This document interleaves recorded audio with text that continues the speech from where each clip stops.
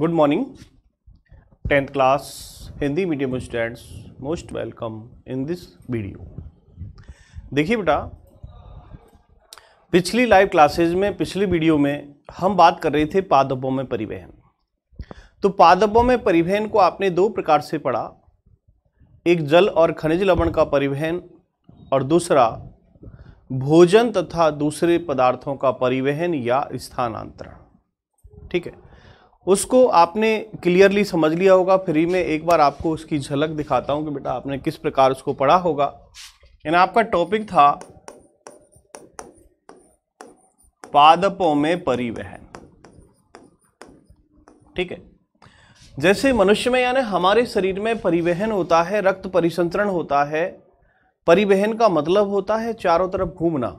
इसी प्रकार पादपों में भी पदार्थों का स्थानांतरण होता है। पादपों के लिए आवश्यक पदार्थों का स्थानांतरण, उत्सर्जी पदार्थों का निष्कासन, ये सब परिवहन के माध्यम से होते हैं। तो पादपों में जो परिवहन है वो आपने बेटा दो प्रकार से पढ़ा। सबसे पहला पढ़ा आपने जल का परिवहन। ठीक है, अब जल का परिवहन है वो किसके द्वारा होता है? जाइलम के द्वारा। ये मोस्ट आंसर है, महत्वपूर्ण उत्तर ये है कि जल का परिवहन जाइलम ऊतक के द्वारा होता है। जाइलम एक प्रकार का संवहन ऊतक है और जाइलम के अंदर भी वाहिका और वाहिनिका जो पाई जाती है उनके द्वारा जो जल है वो जड़ों से अवशोषित होकर पत्तियों तक पहुंचता है। और जल के साथ खनिज लवण का भी अवशोषण होता है जल के द्वारा, और वो जल के साथ ये भी पत्तियों तक पहुंचते हैं। ठीक है, दूसरा जो परिवहन है वो भोजन व अन्य पदार्थों का परिवहन। ठीक है, भोजन व अन्य पदार्थों का परिवहन। देखिए, पादप में जल का परिवहन, खनिज लवणों का परिवहन होने के बाद यानी ये काम तो किससे हुआ? जाइलम ऊतक से। ठीक है, जड़ों के द्वारा जल अवशोषित हुआ, जल के साथ खनिज लवण का अवशोषण हुआ और वो पहुंच गए पत्तियों तक। ठीक है, अब पत्तियों में देखिए बेटा प्रकाश संश्लेषण की क्रिया होती है। जब पत्तियों में प्रकाश संश्लेषण की क्रिया होती है, जैसे मान लीजिए ठीक है ये पत्ती है और यहां से सूर्य का प्रकाश आता है, तो ये तो क्या है? प्रकाश ऊर्जा। ठीक है, प्रकाश ऊर्जा को रासायनिक ऊर्जा में बदलेगा क्या? पत्तियों में जो पर्णहरित है, पर्णहरित यानी क्लोरोफिल, उसकी क्षमता होती है कि वो प्रकाश ऊर्जा को रासायनिक ऊर्जा में बदलता है। इसके अलावा भोजन बनाने के लिए इसको क्या चाहिए? CO2, carbon dioxide. ठीक है, कार्बन डाइऑक्साइड मिल जाने के बाद यहाँ भोजन बन जाता है पत्तियों में, और पत्तियों से लेकर क्या है कि जड़ों तक इस भोज्य पदार्थ का ऊर्जा का परिवहन होता है, और इसका परिवहन होता है फ्लोएम के माध्यम से।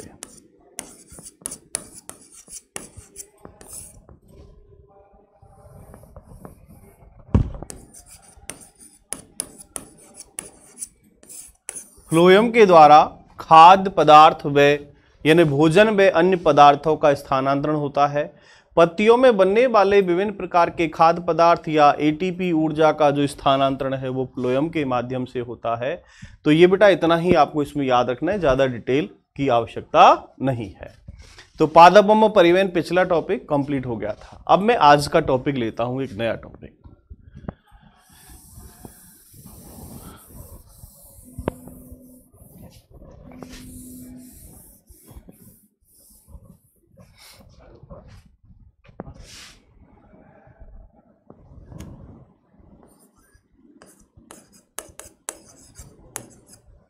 आज हम बात करेंगे बेटा उत्सर्जन।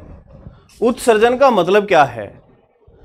यानी जीवों के शरीर में उपापचय क्रिया के द्वारा जो हानिकारक पदार्थ बनते हैं, उन हानिकारक पदार्थों का शरीर से निष्कासन करना आवश्यक होता है। इस प्रक्रिया को कहते हैं उत्सर्जन। जीवों के शरीर में उपापचय क्रिया के बाद बनने वाले हानिकारक अपशिष्ट पदार्थों को शरीर से बाहर निकालने की प्रक्रिया को उत्सर्जन कहते हैं। चाहे वो पसीने का उत्सर्जन हो, चाहे मूत्र का उत्सर्जन हो, CO2 का उत्सर्जन हो, मल का उत्सर्जन हो, तो विभिन्न प्रकार के जो हमारे शरीर से बाहर जो पदार्थ, अपशिष्ट पदार्थ निकलते हैं, वो प्रक्रिया सब उत्सर्जन के अंदर आती है। तो सटीक परिभाषा, सटीक बिल्कुल, तो क्या लिखेंगे आप कि वह प्रक्रिया, जैव प्रक्रिया है, वह जैव प्रक्रिया जिसके द्वारा मानव शरीर में बनने वाले हानिकारक अपशिष्ट पदार्थों को शरीर से बाहर निष्कासित किए जाते हैं, इस जैव प्रक्रिया को उत्सर्जन कहते हैं। ठीक है। अब यदि हम उत्सर्जन के आधार पर यानी जीवों की बात करें, तो जो नाइट्रोजन अपशिष्ट पदार्थ है वो 3 प्रकार के हैं। जो उपापचय क्रिया के बाद नाइट्रोजन अपशिष्ट पदार्थ बनती है वो 3 प्रकार के हैं। अमोनिया,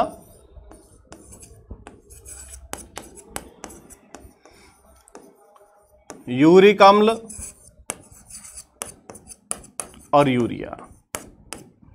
ये 3 पदार्थ है नाइट्रोजन युक्त, और इनका जो उत्सर्जन है वो शरीर से बाहर होता है। अब देखो अमोनिया, अमोनिया जल में घुलनशील एक नाइट्रोजन अपशिष्ट पदार्थ है, जल में घुलनशील है और नाइट्रोजन अपशिष्ट है, विषैला है। ऐसे पदार्थों का उत्सर्जन यानी मनुष्य अपने शरीर से नहीं कर सकता। हमारे शरीर से अपशिष्ट पदार्थ जो निष्कासित होता है वो यूरिया है, जिसे हम मूत्र कहते हैं। ठीक है। लेकिन यदि अमोनिया बन गया, तो अमोनिया यदि हमारी बॉडी में बन जाता है तो अमोनिया को ऑर्निथिन चक्र के द्वारा लीवर के अंदर यूरिया में ही कन्वर्ट करना पड़ता है, और फिर जाकर वो यूरिया के द्वारा ही उत्सर्जित होता है। लेकिन आप देखिए जो जलीय जीव हैं, जल में रहने वाले जलीय जीवों में नाइट्रोजन युक्त पदार्थ है अमोनिया, और इस अमोनिया का उत्सर्जन जलीय जीव यानी मछली वगैरह जो हैं वो सब अमोनिया का उत्सर्जन करते हैं। वो जल में रहते हैं, जल में विलेय है अमोनिया, और जल से ही वो यानी अपशिष्ट पदार्थ निष्कासन कर लेते हैं। ठीक है। यूरिक अम्ल, जितने भी पक्षी हैं, सरीसृप हैं, रेंगने वाले जो जीव हैं, पक्षी और सरीसृप, पक्षी और सरीसृप, ये यूरिक अम्ल का उत्सर्जन करते हैं, यानी ये अमोनिया और यूरिया उत्सर्जन नहीं करते। आपने कभी पक्षी को टॉयलेट करते नहीं देखा होगा। पक्षी जो बीट करता है उसमें सफेद पदार्थ भी निष्कासित होता है, वो सफेद पदार्थ है यूरिक अम्ल। कभी आप किसी को देख लेना, चाहे वो चिड़िया हो, कौवा हो, कबूतर हो, ये कभी टॉयलेट नहीं करते, यानी जब इनका मल त्याग होता है, मल त्याग के साथ ही सफेद रंग का पदार्थ उसी के साथ अवशोषित निष्कासित होता है, जिसे हम कहते हैं यूरिक अम्ल।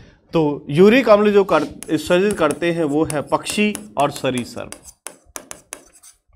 सरीसृप में आप छिपकली, सर्प आदि की बात करते हैं। यूरिया, इसमें सभी स्तनधारी जीव हैं। स्तनधारी बोले तो मैमेलिया, मैमल्स। अब स्तनधारी में चूहा, छछूंदर से लेकर हाथी, व्हेल, मनुष्य तक के जीव आते हैं। चूहा से लेकर, छछूंदर से लेकर हाथी, व्हेल तक के जीव इसमें आते हैं। ये सभी नाइट्रोजन युक्त अपशिष्ट पदार्थ यानी मूत्र का त्याग करते हैं, यूरिया का त्याग करते हैं। ठीक है। तो ये बात है किसकी, उत्सर्जित पदार्थों की। इसकी परिभाषा हो गई। और जो नाइट्रोजन युक्त पदार्थ है वो 3 प्रकार के होते हैं। नाइट्रोजन युक्त अपशिष्ट पदार्थ 3 प्रकार के होते हैं। नंबर 1 अमोनिया, नंबर 2 यूरिक अम्ल, नंबर 3 यूरिया। अमोनिया, यूरिक अम्ल और यूरिया। अब इसके आधार पर इनके नाम अलग हो जाते हैं। जो अमोनिया को उत्सर्जन करते हैं वो एमिनोटैलिक या अमोनिया उत्सर्जित जीव कहलाते हैं। जो यूरिक अम्ल का उत्सर्जन करते हैं वो यूरिकोटैलिक कहलाते हैं, और जो यूरिया का उत्सर्जन करते हैं वो यूरियोटैलिक कहलाते हैं। तो इस प्रकार इनको 3 भागों में डिवाइड करके इनका अध्ययन करते हैं। ठीक है। अब आपसे मैं बात करता हूं मानव में उत्सर्जन। मानव में उत्सर्जन,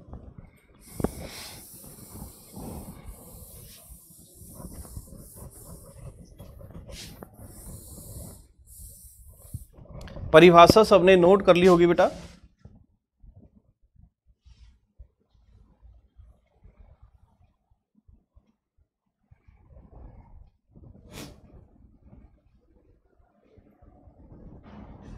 परिभाषा आपको मैं इसमें भी बता देता हूं, देखो छोटी सी परिभाषा है। वह जैव प्रक्रम जिसमें इन हानिकारक उपापचयी वज्र पदार्थ, वज्र मतलब अपशिष्ट पदार्थ का निष्कासन होता है, उत्सर्जन कहलाता है। विभिन्न जंतु इसके लिए विभिन्न युक्तियां करते हैं। बहुत से एक कोश के जीव इन अपशिष्ट पदार्थ को शरीर की सतह से जल में विशरित कर देते हैं, जैसा हम अन्य प्रक्रम में देख चुके हैं। और जटिल बहुकोश के जीव इस कार्य को पूरा करने के लिए विशिष्ट अंगों का उपयोग करते हैं, जैसे हम फेफड़ों से CO2 को शोषण करते हैं, ठीक है।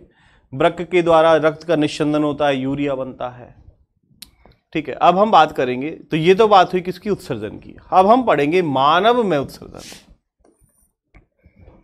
Excretion in human. देखिए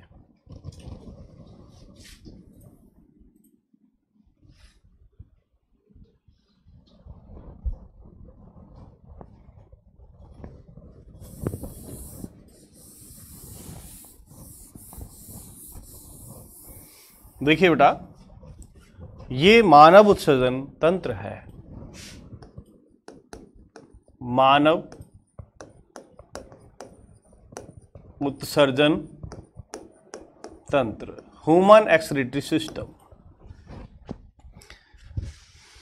मानव वृक्क में, मानव उत्सर्जन तंत्र में एक जोड़ी वृक्क होते हैं, एक दायां वृक्क और दूसरा बायां वृक्क। एक दायां वृक्क, दूसरा बायां वृक्क, ठीक है।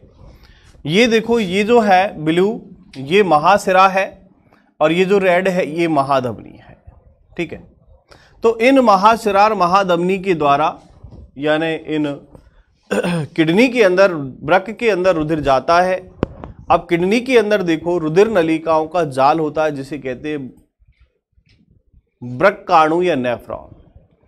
तो नेफ्रॉन के अंदर क्या होता है, रुधिर का फिल्ट्रेशन होता है, रुधिर का फिल्ट्रेशन होगा, यानी जो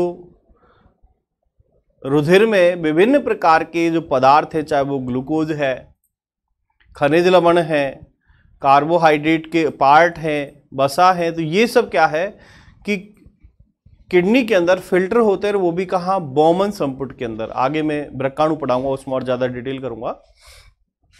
अभी यहां पर हम स्ट्रक्चर की बात करते हैं। मानव उत्सर्जन तंत्र है, इसके 4 प्रमुख भाग हैं। कितने प्रमुख भाग, कितने, 4। यानी हम कहेंगे मानव उत्सर्जन तंत्र का अध्ययन 4 प्रमुख भागों में बांट कर करते हैं। पहला भाग है वो है वृक्क, और वृक्क का मतलब, वृक्क कहते हैं किडनी को, और वृक्क को गुर्दा भी कहते हैं। वृक्क को क्या कहेंगे, गुर्दा। किडनी इंग्लिश वर्ड है, वृक्क हिंदी शब्द है।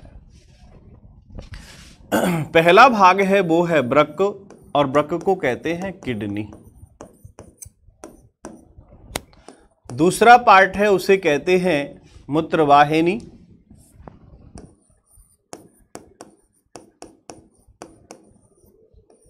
इसे कहते हैं यूरेटर।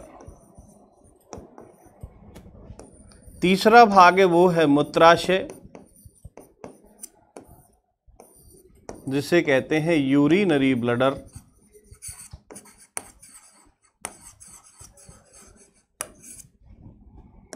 और नंबर 4 मूत्रमार्ग, जिसे कहते हैं यूरेथ्रा। ये 4 पार्ट हैं। देखिए, मानव उत्सर्जन तंत्र का अध्ययन हम 4 भागों में बांट के करते हैं। नंबर 1 वृक्क, नंबर 2 मूत्रवाहिनी, नंबर 3 मूत्राशय, और नंबर 4 मूत्रमार्ग। अब चित्र में देखिएगा बेटा एक एक करके। सबसे पहले वृक्क की बात करें, ये दायां वृक्क है, ये बायां वृक्क है, ठीक है। ये दाएं भाग में स्थित, ये बाएं भाग में स्थित।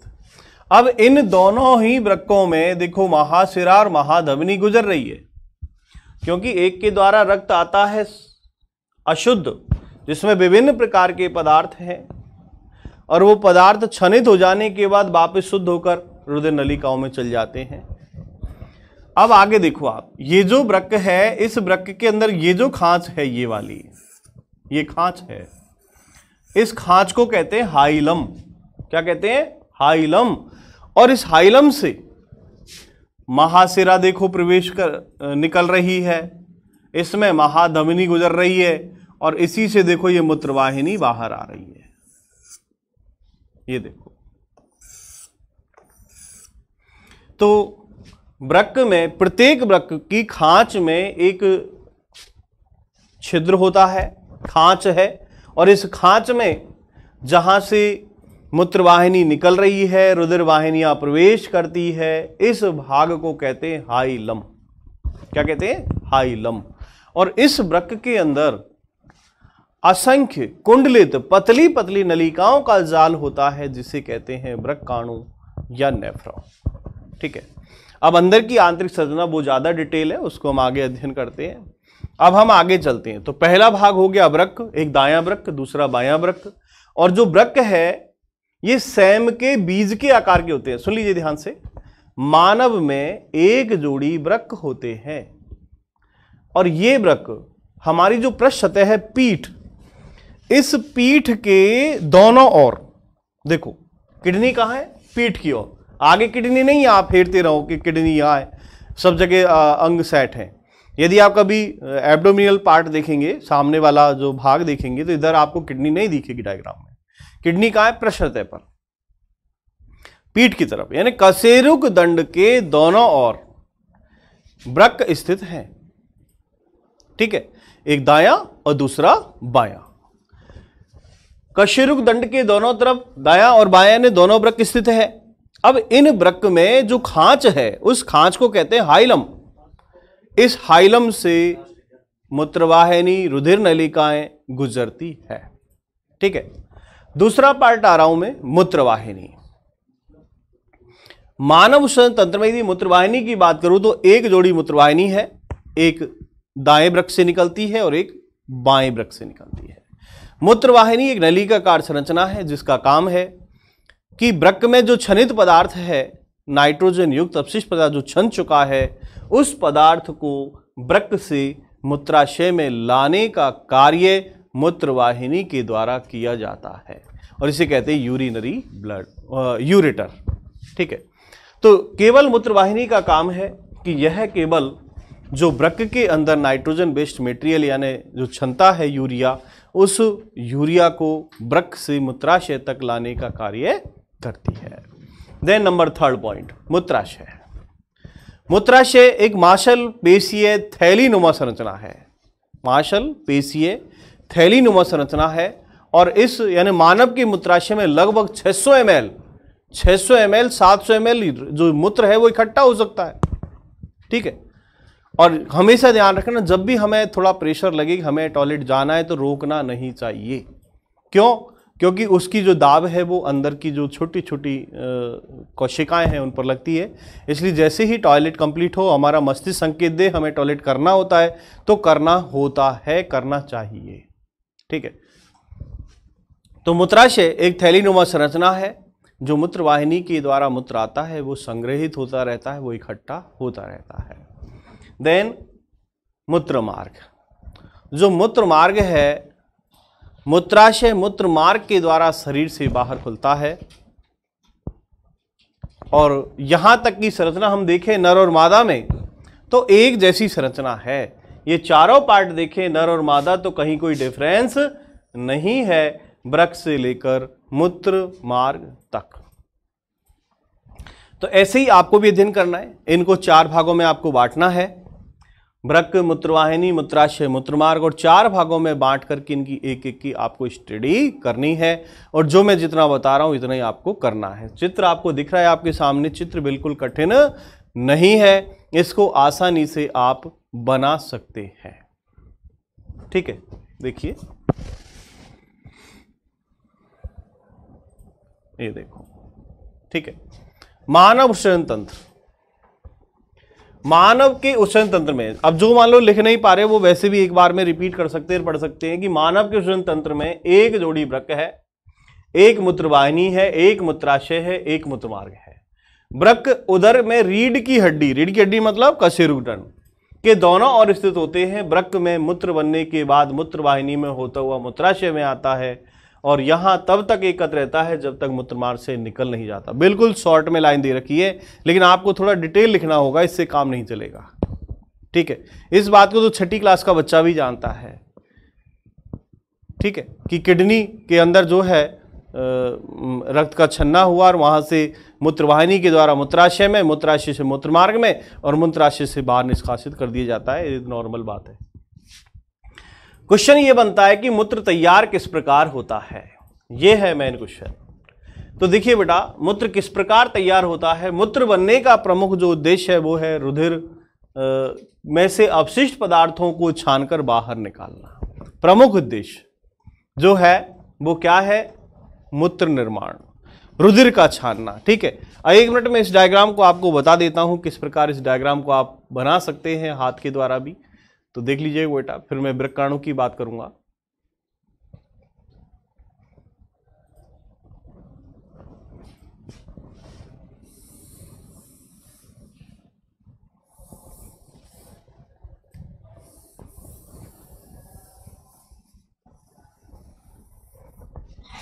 तो इसके जो प्रमुख भाग है वो कितने हैं, 4। पहला भाग वृक्क मतलब किडनी, दूसरा मूत्रवाहिनी मतलब यूरेटर, तीसरा मूत्राशय मतलब यूरिनरी ब्लडर,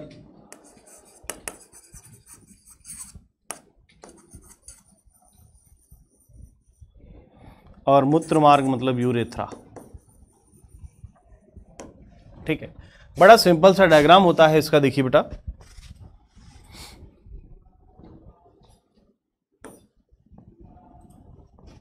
सबसे पहले जैसे आपने यहां ये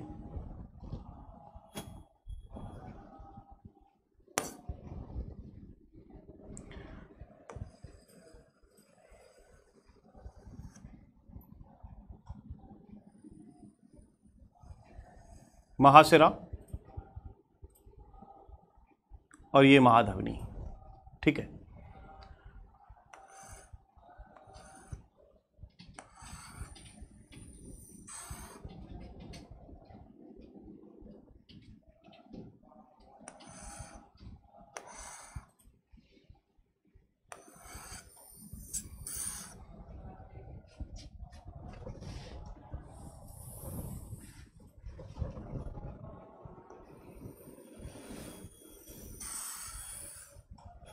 देखिए बेटा, यहां हम देखें तो यहां बेटा ऐसे खांच होती है इसके अंदर इस तरह की,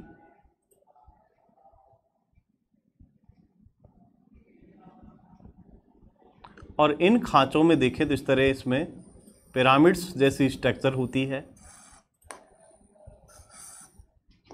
क्योंकि किडनी की हम इंटरनल स्पेस देखेंगे तो यहां इंटर इसको मेडुला,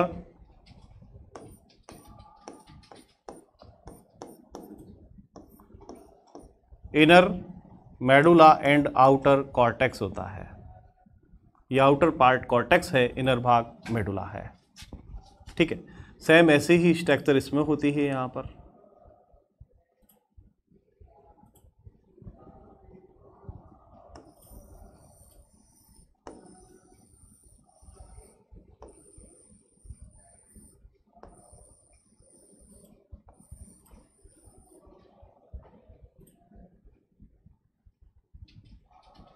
देखिए, अब ये जो आउटर पार्ट है, ये आउटर पार्ट होता है कॉर्टेक्स, इनर पार्ट होता है वो होता है मेडुला। ठीक है, ये वाला जो किडनी है इसे कहेंगे हम राइट किडनी। ठीक, अब ये जो खांच होती है ना, ये गड्ढा वाला जो खांच है, ये इस खांच को कहते हैं हाइलम। एक मिनट, हिंदी की वीडियो चल रही है ना बेटा, तो इसे कहेंगे हम दायां वृक्क, इसे कहेंगे हाइलम। ठीक है, इसे कहोगे आप महाशिरा, इसे कहेंगे महाधमनी, इसे कहेंगे बायां वृक्क। अब देखो यहां से जो है मूत्रवाहिनी निकलती है,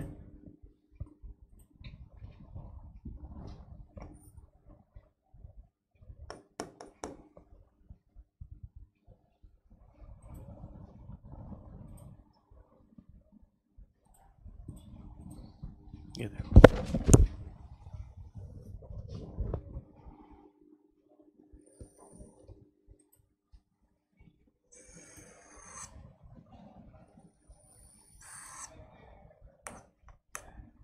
ये स्ट्रक्चर बनानी है आपको बस, बड़ा सिंपल तरीके से।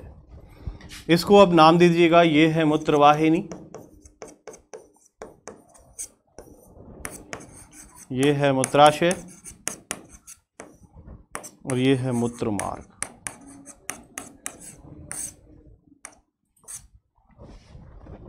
ठीक है, तो देखिए बेटा, आपके सामने आपके जो डायग्राम है वो आपके सामने है। ये महाशिरा है,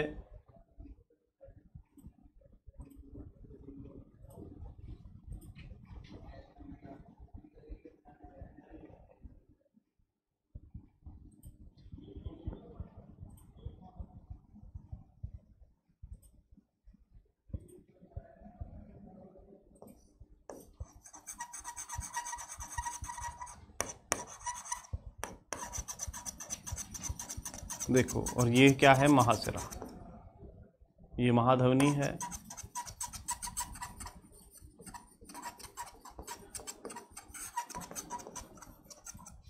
देखिए महाशिरा जिसमें अशुद्ध रुधिर होता है, अशुद्ध रुधिर जिसमें विभिन्न प्रकार के जो पदार्थ मिले हैं वो यहाँ पर छन्ने के लिए आता है वृक्क के अंदर, और वृक्क में उसका एक तरह से फिल्टर होता है। अब ये फिल्टर कैसे होगा, अगला जो वीडियो में आपको बताऊंगा नेफ्रॉन वाला, उस नेफ्रॉन में आपको मैं बताऊंगा कि रुधिर किस प्रकार छनता है और मूत्र का निर्माण होता है। यहाँ आपको इस वीडियो में पढ़ना है कि मानव उष्ण तंत्र की संरचना क्या है, मानव उष्ण तंत्र की परिभाषा क्या है, इसके कितने भाग हैं, और उन भागों के बारे में आपको स्टडी करनी है कि वृक्क जो एक जोड़ी है, मूत्रवाहिनी एक जोड़ी है, मूत्राशय एक है और मूत्रमार्ग भी एक है। तो इनकी संरचना का अध्ययन करना है, और इसकी जो क्रिया विधि है, नेफ्रॉन की संरचना है, मूत्र का निर्माण कैसे होता है, वो आपको मैं अगले वीडियो में शेयर करूंगा। तो इस वीडियो में आपने पढ़ा बेटा मानव उष्ण तंत्र, और यह एक इंपॉर्टेंट क्वेश्चन है, छोटा क्वेश्चन है, ये पूछ लिया जाता है। आपको मैंने दोनों डायग्राम बता दिए, बुक डायग्राम भी कंप्लीट किया और आपको हाथ से भी बना के समझा दिया। दोनों डायग्राम का आप स्टडी करें, उसको ढंग से उसको देखें आप, और उसको पढ़ने का प्रयास करें। और मैं कहता हूं एक बार में आपको यानी 20 मिनट के अंदर पूरा डायग्राम चित्र बनाकर आपको याद हो जाएगा।